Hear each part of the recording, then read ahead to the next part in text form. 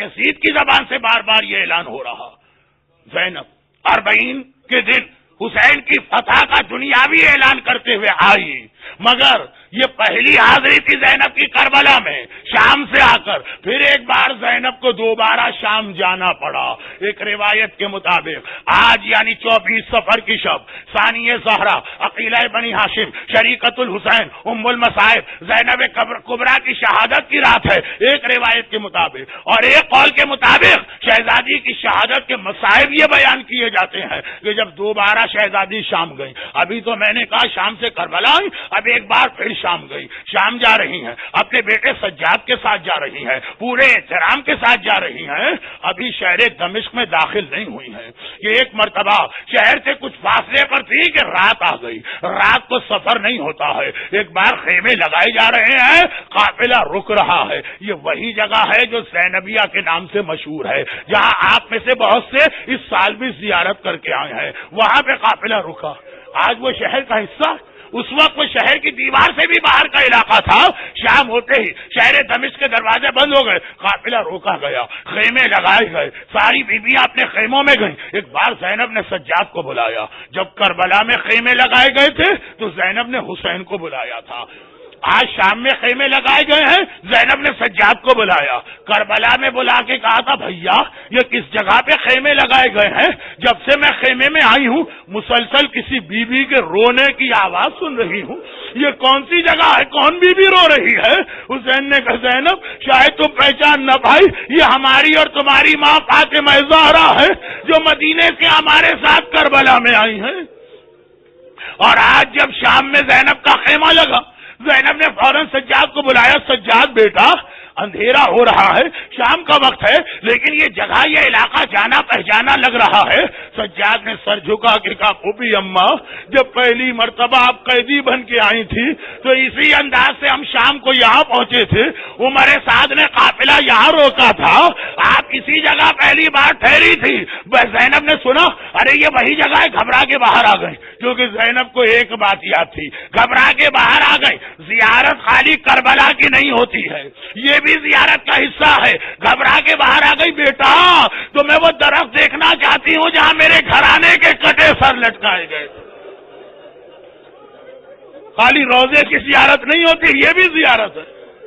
زینب کو اچھی طرح یاد ہے کہ زینب کبھی بھول سکتی ہے کہ جب ہم آئے تھے قافلہ رکا تھا، ہمیں خیموں میں بٹھایا گیا تھا اور ہمارے گھرانے کے سر ایک باغ کے مختلف درختوں پہ لٹکائے گئے تھے۔ زینب نے کہا مجھے اس باغ کی زیارت کرنا، باہر آئی تو سامنے ہی وہ باغ تھا۔ آئے زینب ایک لمحے کے لیے بھی اس کا ایک درخت زینب کو یاد ہے، باغ میں داخل ہوئے، ہاں یہ وہی درخت تو ہے جس سے میرے قاسم کا کٹا ہوا سر لٹک رہا تھا، ہاں یہ وہ درخت ہے جس میں میرے اکبر کا کٹا ہوا سر لٹک رہا تھا، ارے یہ تو وہ درخت ہے جس میں میرے عباس کا سر لٹکایا گیا تھا۔ عباس کا سر واحد سر تھا جو پورے سفر میں نو کے نیزہ پہ تو بلند نہ ہو سکا، جب بھی نو کے نیزہ پہ لگایا جاتا ہے وہ زمین پہ گر جاتا ہے، مگر یہ درخت ہے جہاں عباس کا سر لٹک رہا تھا۔ اچھا ایک درخت کو زینب نے نظر انداز کر دیا، ایک درخت کو زینب نے چھوڑ دیا، ارے زینب چھوڑ سکتی ہے، آپ کو اس درخت کا حق ادا کرنا ہے۔ یہ عجیب درخت ہے، یہ عجیب درخت ہے، یہ وہ درخت ہے جس میں اون و محمد کے کٹے سر لٹکائے گئے۔ کربلا سے لے کے شام تک زینب نے کبھی اون و محمد کا ماتم نہیں کیا، ارے وہ میں نے بھائی پہ صدقہ کر دیا، ان کا کیا تذکرہ۔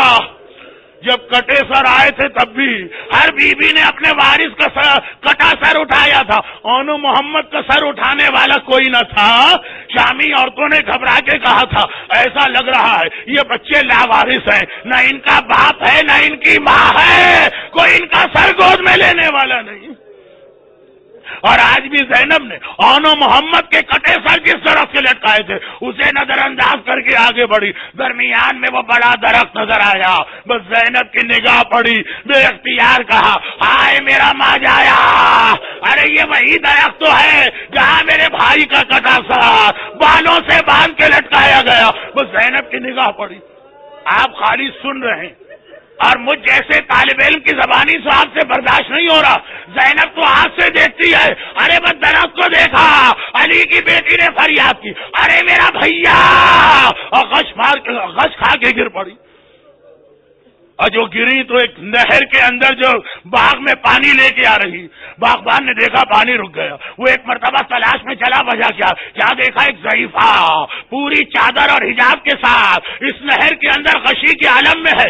سامنے قافلہ نظر آ رہا ہے. اسے اندازہ ہے کہ یہ قافلے سے آئی ہے, مگر شامی ہے نا. ایک بار بیلچا اٹھاتا ہے, اس طرح سے میری شہزادی کے سر پہ بیلچا مارا. ادھر زینب کے سر سے خون کا فوارہ بلند ہوا. کیوں نہ ہو, زینب علی کی بیٹی ہے نا. اگر باپ ابن ملجم کی تلوار سر پہ کھا کے شہید ہوا تو بیٹی کے سر پہ بھی بیلچا لگا, خون کا فوارہ بلند ہوا. بہت دیر ہو گئی, پھوپھی اماں نہیں آئی. سجاد پھوپھی کو ڈھونڈتا ہوا چلا, باغ میں داخل ہوا. ایک بار جھک کے پھوپھی کا ہاتھ تھاما, ارے پھوپھی دنیا میں نہیں ہے. جھکا میرا مولا, پھوپھی کو ہاتھوں میں اٹھایا.